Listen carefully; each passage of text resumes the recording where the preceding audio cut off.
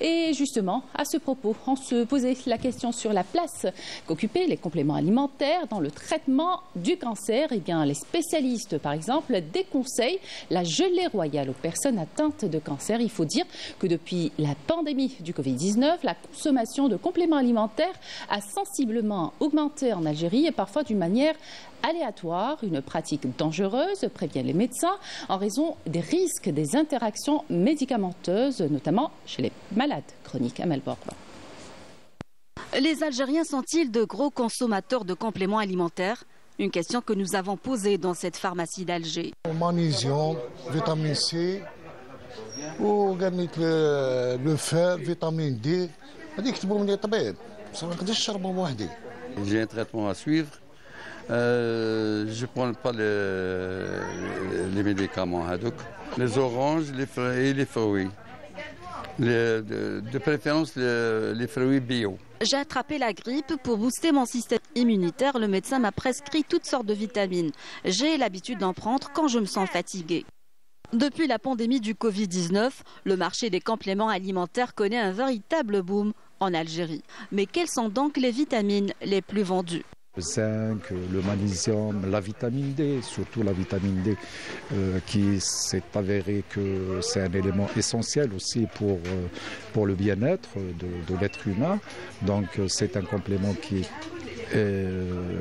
où on voit sa consommation multipliée par 10 ou voire plus. La vitamine C, la mélatonine, parce que beaucoup aussi, on voit de plus en plus de personnes qui ont un sommeil perturbé.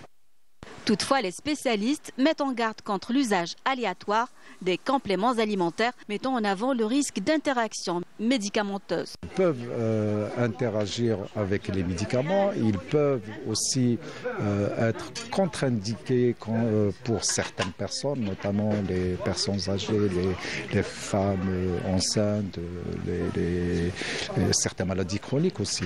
Les prendre d'une manière aléatoire, c'est dangereux. Attention, je donne un exemple. S'il y a des personnes qui sont sous anticoagulants, par exemple Trombix, maintenant, il y a des gens qui sont sous Trombix. Ok, ils chauffent sur YouTube, sur Internet. Ah, c'est bon, oméga 3, c'est bien. Il dirait la pharmacie, il va se mettre sous oméga 3. Ok, il va entendre il va se dire, ah, il y a le coenzyme Q10. Le coenzyme Q10 qui est bien. Il va prendre encore du coenzyme Q10. Ah, le curcuma, c'est bien pour les heures. Il va se mettre... Mais tout ça, le dingo biloba, le coenzyme Q10, le curcuma, l'oméga 3 à forte dose, et tout ça, ils ont un effet anticoagulant. Il est sous anticoagulant, ça va aggraver. Donc si demain il fait une hémorragie, il peut tomber ou il a une blessure, il peut avoir une hémorragie. Par exemple, la gelée royale, il faut savoir que c'est vrai qu'elle a ses indications, c'est bien fait, mais quand vous faites dans la composition, par exemple, la gelée royale, elle a un facteur de croissance, d'accord? Donc il dit facteur de croissance, c'est un peu dangereux. Par exemple, pour les cancéreux, la gelée royale, elle est déconseillée.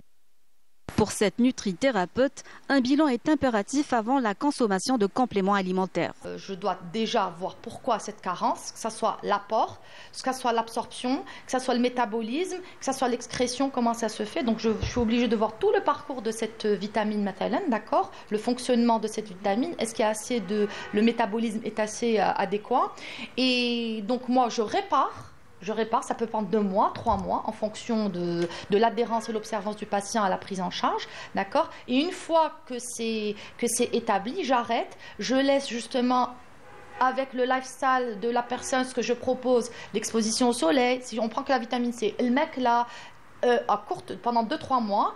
En plus, 3 mois après, je le revois. Si je retrouve que la vitamine D, elle est dans ses normes, je le laisse. Si elle rechute, je vois déjà pourquoi et je peux redonner pendant 2 ou 3 mois. Si le traitement des carences en vitamines avec des compléments alimentaires peut être une solution efficace, les professionnels de santé avertissent sur l'origine de ces produits qui inondent le marché, échappant, dans certains cas, au contrôle du ministère de la Santé.